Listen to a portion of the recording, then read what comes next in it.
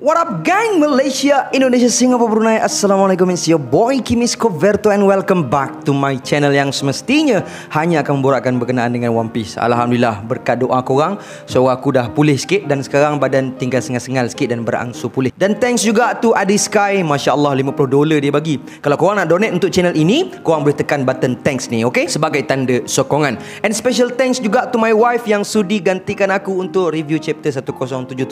Love you so much yang. Dan insyaAllah minggu ni aku akan launch design terbaru untuk t-shirt dari Skoverto Hub. So please alert dekat community tab, okay? Aku akan update semuanya kat sana. Alright guys, jom kita sama-sama membedah chapter yang ke-1077 yang lepas untuk kita mencari maklumat-maklumat dan perincian yang menarik untuk kita bincangkan bersama. Yang mana mungkin perbincangan kita ini mampu memberikan petunjuk kepada kita apakah yang bakal berlaku dalam chapter-chapter yang akan datang. InsyaAllah kita akan cuba untuk melihat scene by scene dalam chapter pada kali ini. And kalau korang nampak benda menarik yang aku tak mention ataupun terlepas pandang, sila komen di bawah apa perkara menarik tersebut untuk kita sama-sama berkongsi dengan nakama yang lain. Okay, so jom let's proceed with the content. Tapi sebelum itu, kepada korang yang belum lagi subscribe, jangan lupa untuk subscribe dan menekan bell notification button supaya korang tak ketinggalan video-video dari aku. Dapatkan brownies cookies homemade di Shopee, produk terkini dari aku. Hantarkan video-video review anime korang ke email kimiskoverto@gmail.com sekiranya korang berminat untuk sertai speaker-speaker di channel Skoverto Anime. Follow TikTok Kimi Skoverto untuk mendengarkan fakta-fakta pendek dari aku. Ayo kita jadikan channel ini setandai dengan channel-channel curi yang ada di seluruh dunia. Say with me guys, Ikuzo Yarodamo.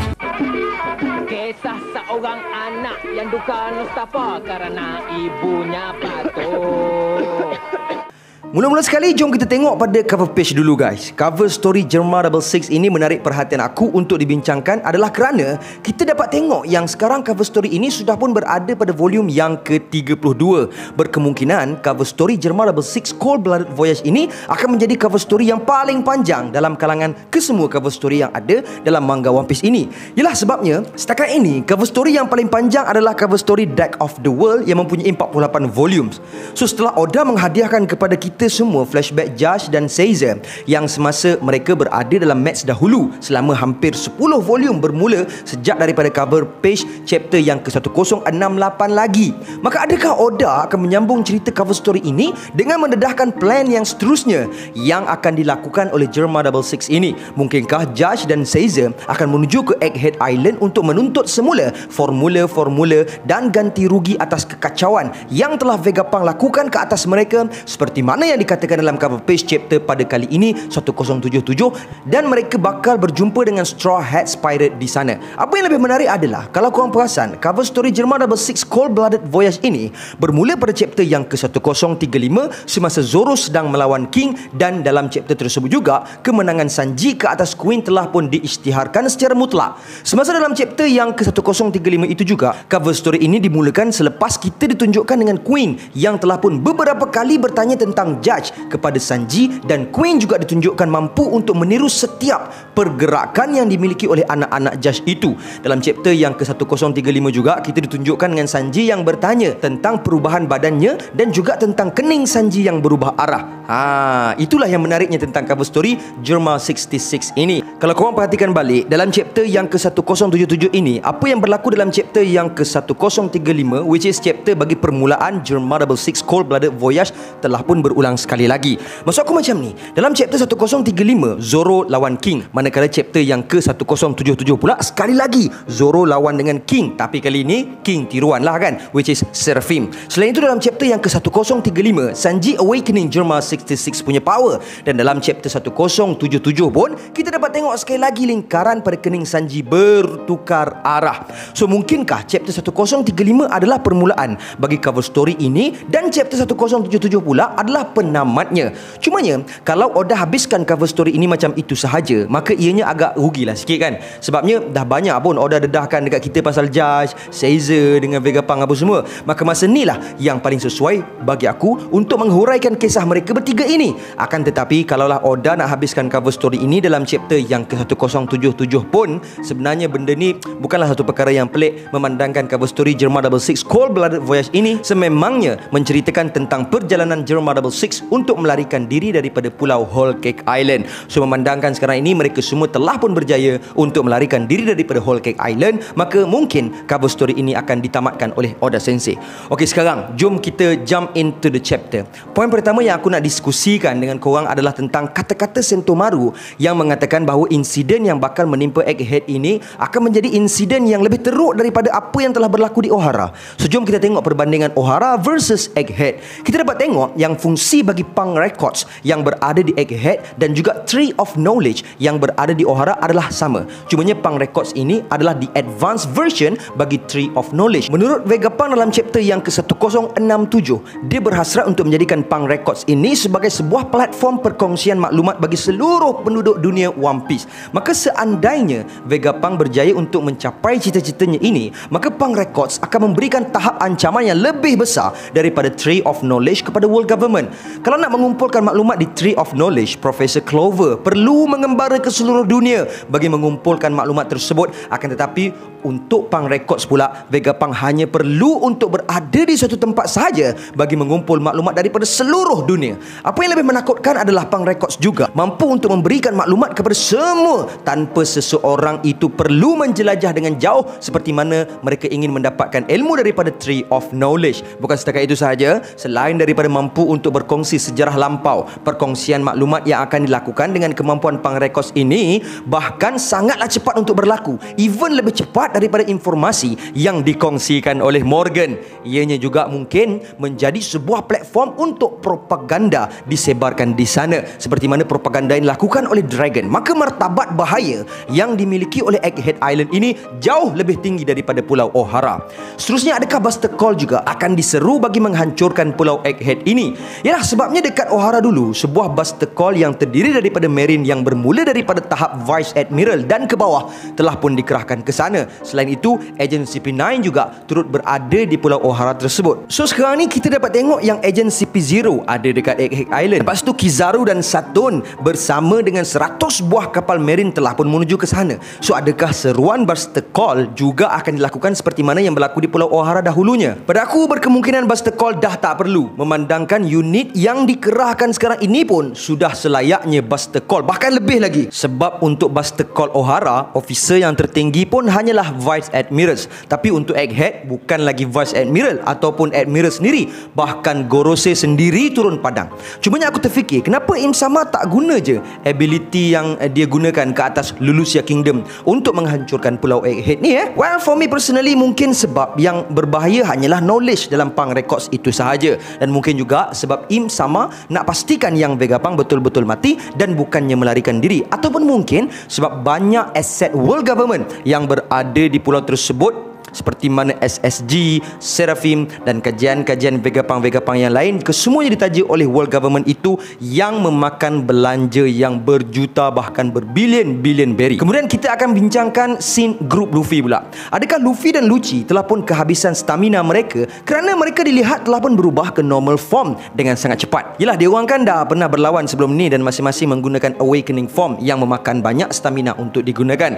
Daripada sini juga kita dapat tengok yang Lucci mempunyai stamina yang lebih banyak daripada Kaku. Hal ini dikatakan demikian kerana Lucci masih lagi mampu untuk menggunakan kemampuan buah iblisnya itu selepas menggunakan awakening form, sedangkan Kaku dilihat langsung tidak mampu untuk berubah menjadi zirafah sepanjang perlawanan menentang Seraphim ini. Namun yang pastinya Zoro lah watak yang masih lagi on form. Maksud aku, Zoro tidak menggunakan apa-apa kemampuan yang memakan stamina yang banyak semasa dia menewaskan Kaku dengan mudahnya sebelum ini. Zoro juga bahkan tidak perlu untuk membahagikan penggunaan staminanya bagi menggunakan kemampuan buah iblis seperti mana Luffy, Lucci dan Kaku. Perkara menarik yang seterusnya pula adalah tentang pendedahan kelemahan Seraphim daripada Zoro, which is kelemahan mereka sama seperti King yang menjadi lemah apabila api di belakang badan mereka terpadam. Cumanya kan guys, macam mana maklumat ini nak disebarkan kepada Straw Hats yang lain memandangkan mereka semua kini sedang berhadapan dengan Seraphim, kecuali Robin dengan Chopper lah kan?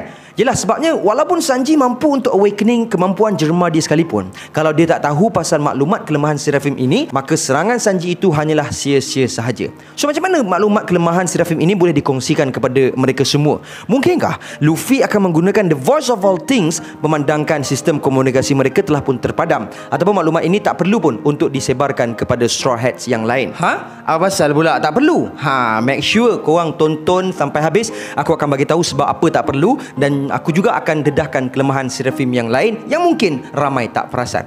Seterusnya kita akan beralih ke arah grup Nami pula. Kedudukan terkini grup Nami ini adalah mereka berada di aras 3 bangunan A dan mereka sedang diserang oleh S-Shark. Walaupun Nami telah pun menggunakan combo serangan yang kuat bersama dengan Zeus, namun S-Shark dilihat tidak terkesan dengan serangan tersebut. Sanji kemudiannya telah pun datang untuk menyelamatkan Nami. Apa yang menarik dekat sini adalah Sanji sebelum ini berada di bangunan B aras 2 bersama-sama dengan Jinbei dan Stussy. Tapi Sanji telah pun tiba ke bangunan A aras 3 untuk menyelamatkan Nami secara berseorangan.